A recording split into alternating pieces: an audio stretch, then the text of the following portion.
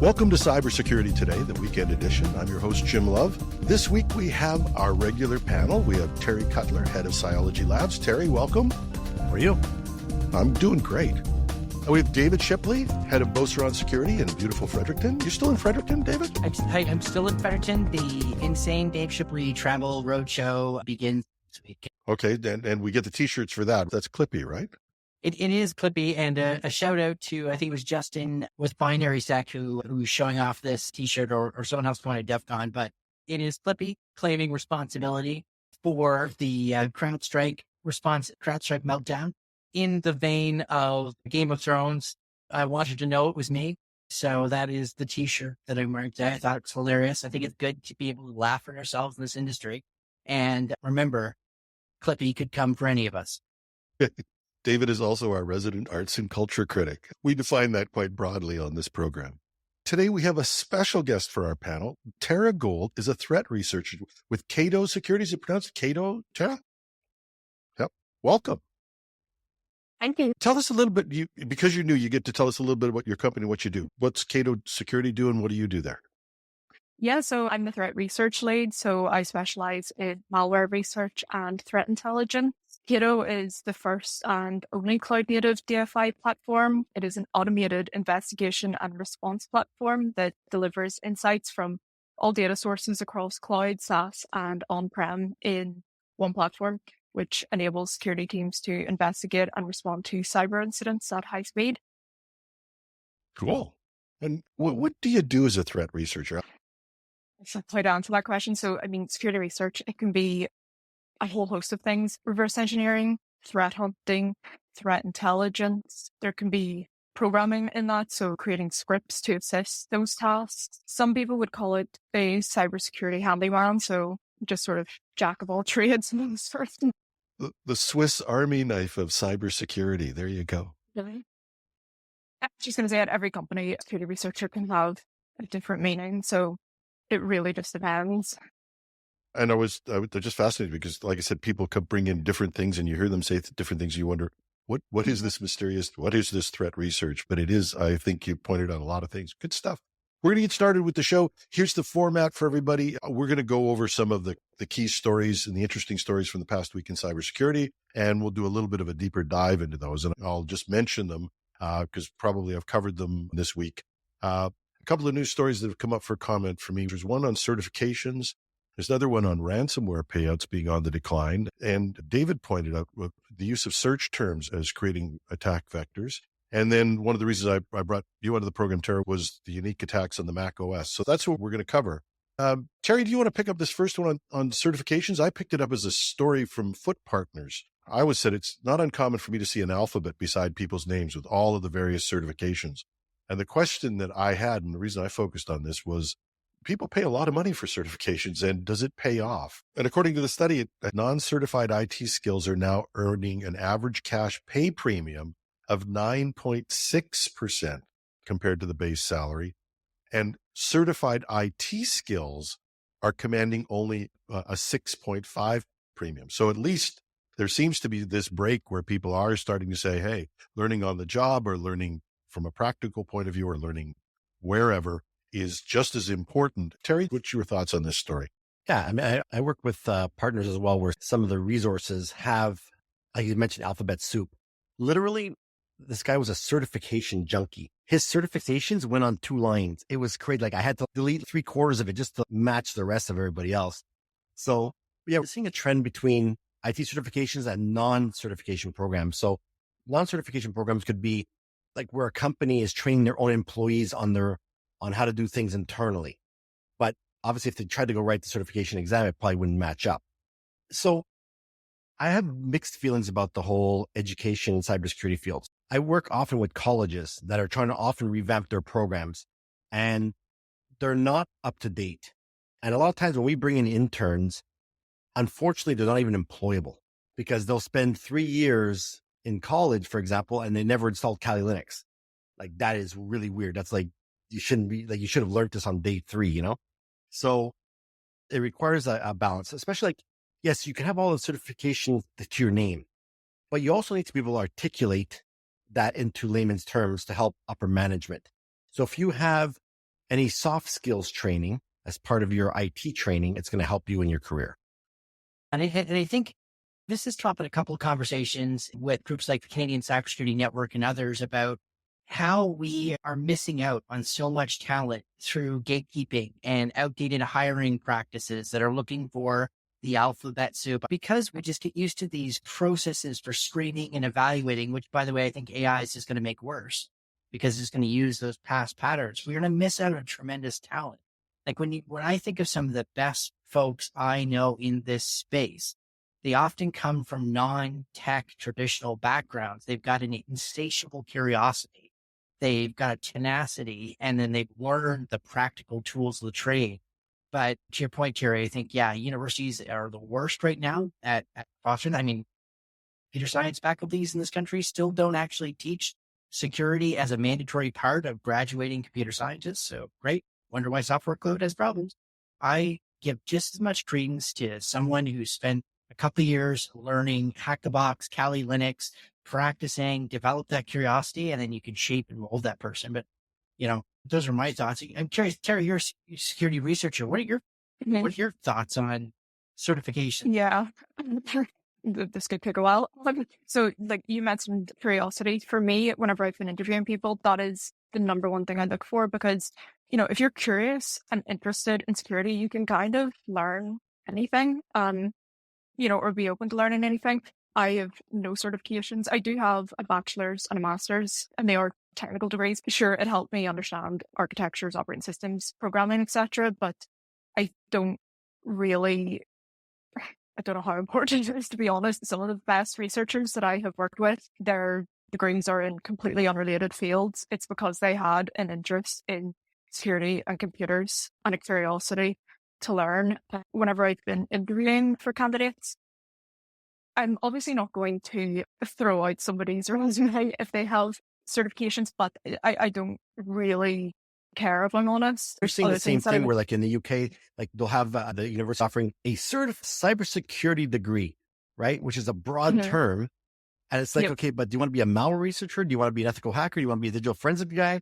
Like they think that the students think that they're going to come out of a university with a cybersecurity degree and expect 6-figure salaries. Yeah, exactly. Yeah. So I definitely have seen that here. And again, look, to be fair, cybersecurity is a very broad field, as you mentioned. There's so many different areas that you can go into. So it is hard to tailor a course for that, but that's maybe one thing. It's not maybe the best avenue to take. Terry, you may have raised the point is, if people have curiosity, if they have the practical skills, they're worth their weight in gold these days. Look, at least when they're coming out of university, please at least give them the baseline so we can work with them. Like when I had one of my interns, I had to waste like 2.5 months.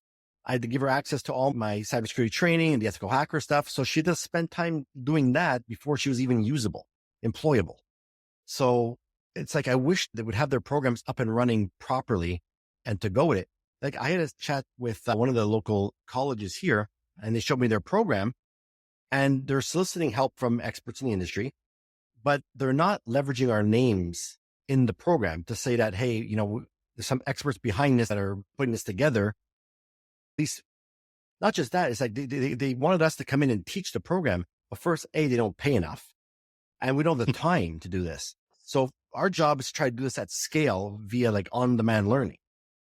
And one thing I'll add, so I had a chance to meet some of the folks with Cyber Alberta recently through the work Francis Watt is doing with the Canadian Cybersecurity Network. And they're really pursuing a fascinating idea of cyber apprenticeships.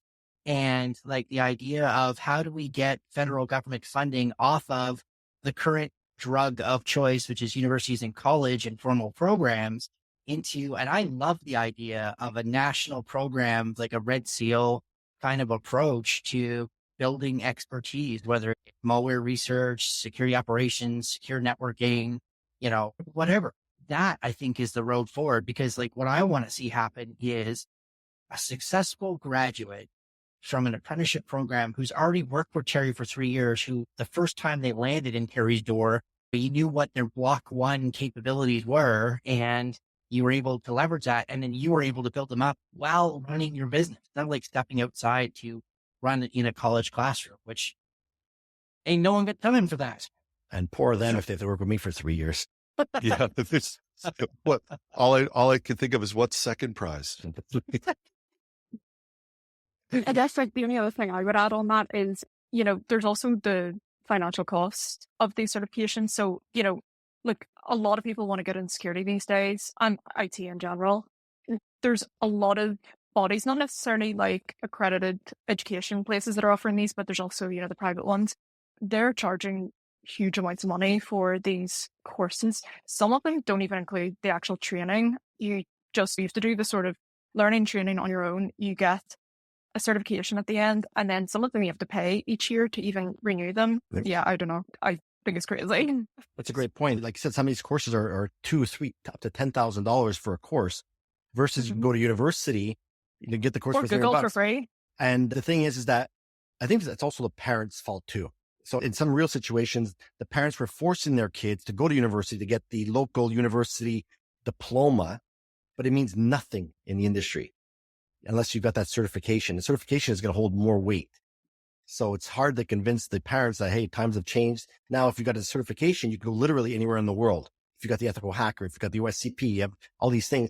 It's recognized worldwide versus having a local college. So some distinction of which certifications are important. And some of them, I think you're absolutely right, Tara, are the certification mills. Yeah.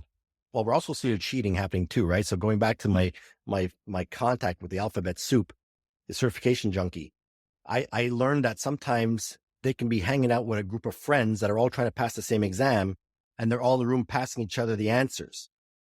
And next, they're getting certified up to wazoo in a week.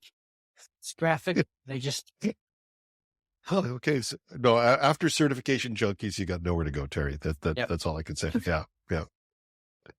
We're going to move on to our next story. Ransomware has been increasingly profitable in 2024, apparently, according to the study I was reading, with cyber criminals collecting a staggering $459.8 million in ransom payments. This, of course, sets a record pace, potentially surpassing last year's $1.1 billion in total ransom payments.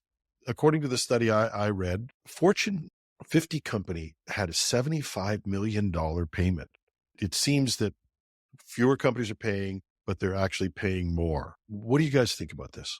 Chainalysis is doing some excellent work following the money, right? This is what trips up criminals since Al Capone's era. It's the accountants / the crypto nerds that are figuring out where the cash is going and how much is there. Now, that's what they know from known wallets, etc. So I would safely assume that the 1.1 billion from last year and the almost 500 million on pace for the first half of this year is the conservative number, because there's X amount of unknown wallet addresses that cash is still probably owed to. What's interesting is we're seeing more of the groups like Dark Angel, which are not trying to disrupt operations like the classic ransomware, your computers now belong to us. They're taking the data and then they're threatening to leak it. And what'll be interesting about this Fortune 50 company is we didn't learn about this through SEC disclosures. We haven't named this company. And that's odd. You would think would show up one of these reports, and we're seeing it here. And what'll be interesting to see is, like, do we have another Uber CISO situation where it was paid to go away? And that's the strategy. Interesting to see. I think the work of the Global Anti-Ransomware Task Force in going at these criminal gangs brought to a close the first chapter of ransomware industry. That is, everyone Wild West raiding everywhere like an old black and white Western film, just riding over the hills, robbing the ranchers blind. Now they have to be fast, focused, deliberate, and get in and get out and assume that their hard developed infrastructure, tooling, relationships are going to get burned. That means you got to go big and get the hell out.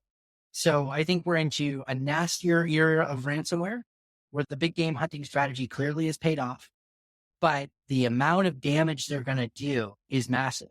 And we're seeing this in healthcare. The healthcare breach, United Health, was a $25 million ransom payment. And that's part of that $400 million story. It inflicted $1 billion of damage on the company, and orders of magnitude more billions of dollars in damages to the healthcare industry in the United States, which is still recovering. It's a mess. And so when you think 25 million equals 1 billion in damage. If you apply that same math to the first 500 million this year, wow. Like that is the most devastating economic event, single event that we've seen, bigger than any of the hurricanes or storms we've seen. This is huge and it's not going away. And it gets to the last point I'll make. Until you cut off the money, and I know that's not easy, this industry is going nowhere. I think we're also, one of the things we're seeing too is attack on small, medium-sized businesses. The average time that a hacker is in the network is 286 days. So I think that when a breach occurs, it's often too late to know that all this damage has occurred. Maybe they're not reporting the breach or the payout. That's why these numbers seem to be a little low. If there's no disclosure, then nobody knows about it. So that's why it's important that the small businesses are probably going to be thinking, oh, look, the ransomware payments are going down. And now they become complacent, which is not good. So they need to make sure their strategies are up to date, make sure they have their incident response playbooks up, get their audits done, because, it's just not a question of if, but when. I think that was my fear, is that small and medium-sized businesses would read this and go, oh, well, the number of companies that are paying is down 27%. The number, the things are getting better, and they're never going to notice me. And as a matter of fact, after our session last week where we talked about cyber insurance, I actually phoned the CEO of a Canadian insurance company talking about cyber insurance. And I actually recorded that. I'm going to put it out as a special sort of teaser this weekend so that people can listen to that, because they can find out how they can actually get cyber insurance for small companies. And I put this company up because they answered the phone. If there's somebody else out there who's got an offering, give me a call or send me an email, and I'll make sure we talk about you as well. But the long-winded way of getting there, I talked to the CEO and he said, small businesses are still getting hit and they still believe that nobody's after them because they're so small. Well, that's the comment we get all the time. Who's going to want to hack me? We sell fiberglass, or we're a bowling alley. As long as you have money, you're a target. And the cyber criminals know you don't have the time, money, or resources to deal with cybersecurity. And that makes you the number one target. As long as you got money, they're coming after you. Malwarebytes actually had a report, I think it was last week or maybe 2 weeks ago, around somewhere that was actually targeting home users. Now, obviously, it's not going to be in the same amount of money as targeting large corporations, but it still just goes to show, like, they'll target anyone, home users, small businesses, large businesses, like everyone's game for them. And remember, too, this is not the only cyber criminal revenue source, right? So when we look at business email compromise, which is going huge. It was $2.9 billion last year. Ransomware, cool, but look what we do with phishing. And boy, that's been worse this year as well. So when you start adding this all up, it's staggering. And it's hard to feel like we can win sometimes. But sometimes the changes we need, like Terry, I think your point, until we have a ransomware payment register, which is something I'm lobbying for in Ottawa, and they missed the boat with C26, the critical infrastructure protection law, that I'm hoping to get a separate law developed in Canada that simply says, listen, step one of any problem is getting a handle on it. So if you are going to make a ransomware payment, you have to register with FinTrack, and we'll know the payment, the wallet, the amount, the target, etc. And we can keep it confidential.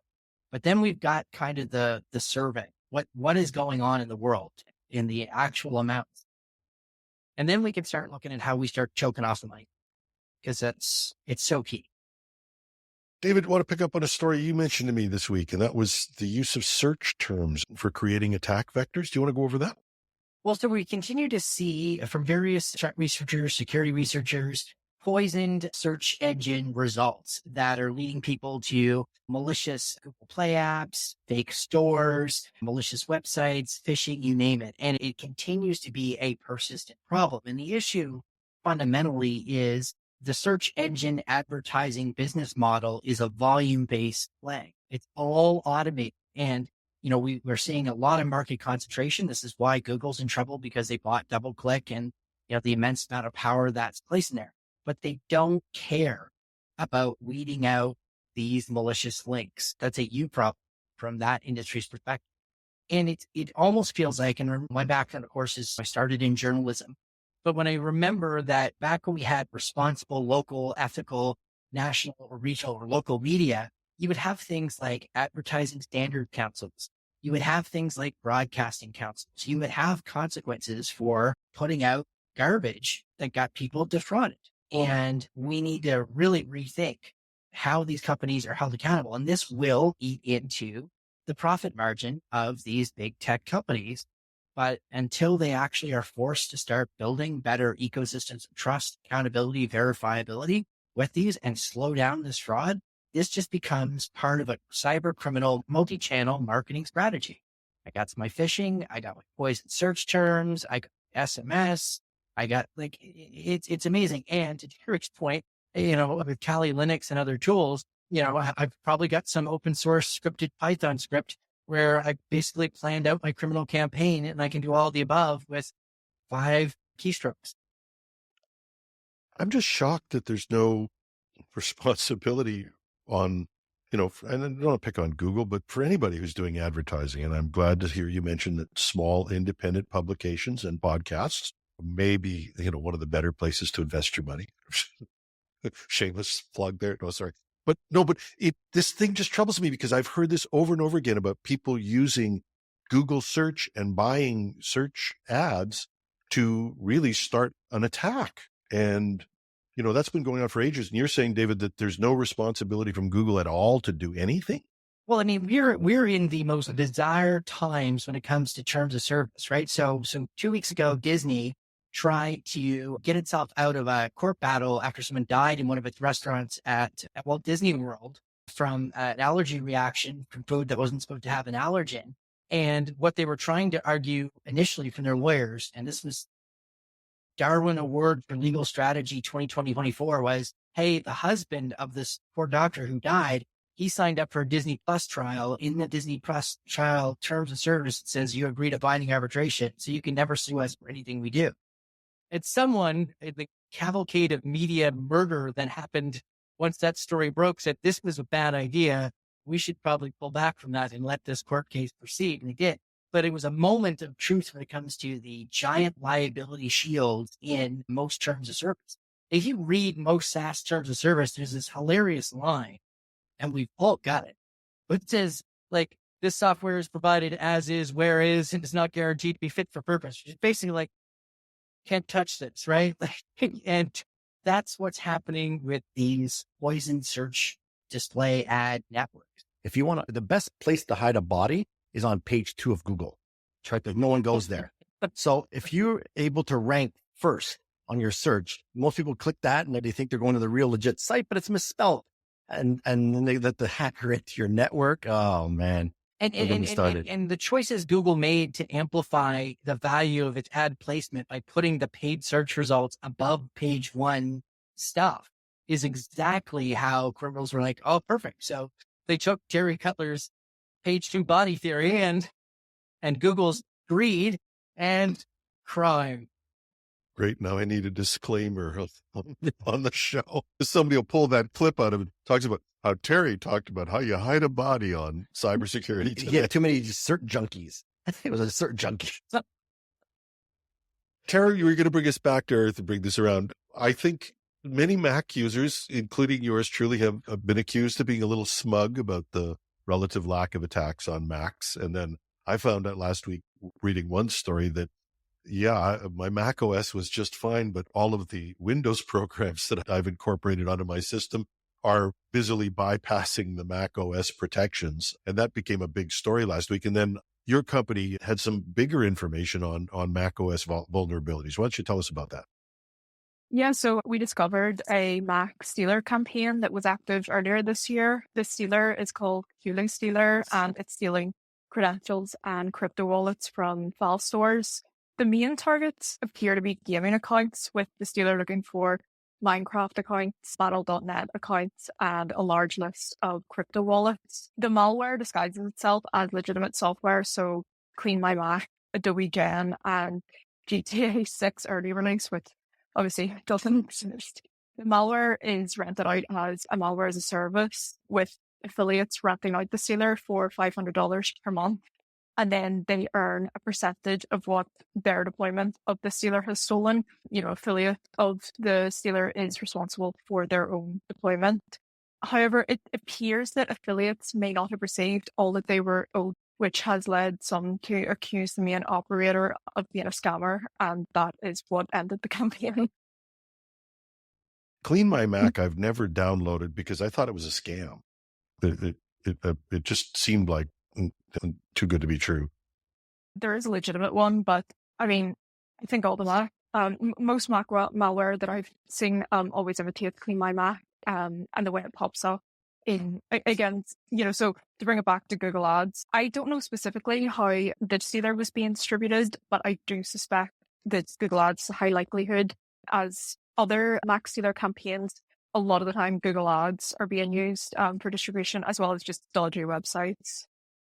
And what I finished with the story, Jim, was in the mea culpa for the first 6 months of the year with the big hack of Microsoft by the Chinese and the Russians, we saw this big statement about security is priority number one. And even a couple of weeks ago, we were celebrating that Microsoft is actually putting security as a key metric for performance management, for pay, bonuses, promotion, et cetera, like actually putting the money where the mouth is when it comes to culture. But what was interesting is when these flaws in the Mac Office suite were pointed out, they got downplayed. And so Teams got patched, and I think something else got patched, but not all of the suite has been patched. It's kind of like, we'll get to it when we get to it. And it follows a bit of a pattern as well, where even last week, there was a series of Microsoft vulnerabilities that they tried to play down, that this is low. And it's like, well, guys, like, you're saying one thing over here, which I like on the executive side, and I think you need to do.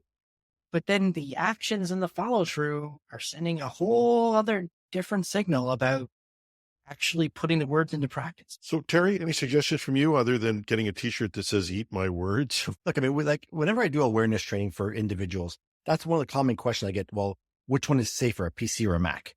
So obviously a Mac out of the gate is more secure because you don't have administrative access right out the gate. You have to type in the master password to be able to get on, to be able to install apps.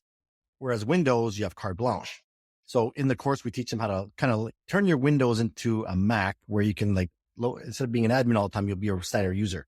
But we're starting to see more attacks on Mac. But you have to understand that the moment you type in that master password, you're done on a malicious code. So, we're seeing the same thing, the whole Clean My Mac thing. We had something happen to us in the PC world with CCleaner a couple of years ago, right? The code got manipulated and then everybody was installing malware on their machines. So we're seeing a lot more supply chain attacks for sure. And what'll be interesting, Jim, is one of the things I talked about in the wake of CrowdStrike is maybe enterprise strategies need to ensure operating system diversity and avoid giant monocolor situations, using more open source, potentially using Mac, so that if there is an OS level plus software or either or kind of issue like a CrowdStrike, again, you've got more resiliency in your system. Hi, Delta. I think they're looking pretty hard at Mac as well. But as that happens, you're going to have more criminal ROI by investing in attacking the Mac estate. And arguably, criminals are not stupid. They're lazy, because if they applied the cleverness and things they have to actually doing legitimate work, A, they'd be in cybersecurity, but B, they wouldn't be doing what they're doing. It's the laziness that is the core part. But they're thinking smart about demographics. Like, think about the average individual who's buying a Mac versus buying the cheapest PC they can get a hold of. And if, as Tara's pointing out, we are seeing ransomware gangs targeting individuals, then, hey, this person's going to have more wealth, right? So yeah, it's interesting to see this happen. It's a reminder not to be complacent, but man, Excel's a hell of a drug. Good luck getting rid of it. Like Google Sheets, you're not even close. Like, no, I mean, don't even try. Like, in numbers, God love you, macOS. I have tried so many times to use numbers, but there ain't nothing like that good hit of Excel. So yeah, I think we're already sort of seeing the trend. From my limited purview into this, a lot of organizations are increasing their Mac estate, and as well, attacks on macOS have been increasing. There was an Elastic report that came out, I think it was last year, and the number of infected Mac devices from 2020 to 2023 had increased over 1,000%. So I do think that it's definitely trending that way. And as David said, threat actors, definitely not stupid. They will just acclimate with the trends. Moving the Mac, honestly, it might help, but there's also a chance that it might not. Yeah, which leaves people like me, those people who are smart enough to pay 3 times as much for a laptop because it's got an Apple on the front of it. Way less smug than ever. But we live in hope. And a reminder, Mac users, having an antivirus is a good thing. And be careful where you get your antivirus route. Yes. And on that happy note, we're going to wrap it up. Thank you so much to the panel. I hope this was great for the audience. If there are topics you out there in the audience want us to do a deeper dive into, let me know. You can send me comments about the show, or you can send me suggestions at editorial@technewsday.ca. I want to thank my panel, Terry from Cyology Labs. Terry. Thanks for having me. David Shipley from Beauceron Security. Thanks for having me. And our special guest this week is Tara Gould from Cado Security. Well, thank you very much, Tara. Tara, it's a pleasure to meet you, by the way. Yes, you too. It was a lot of fun. And thanks to you, our listeners, for spending part of your weekend with us. I'll be back on Monday morning. I'm your host, Jim Love. Have a great weekend.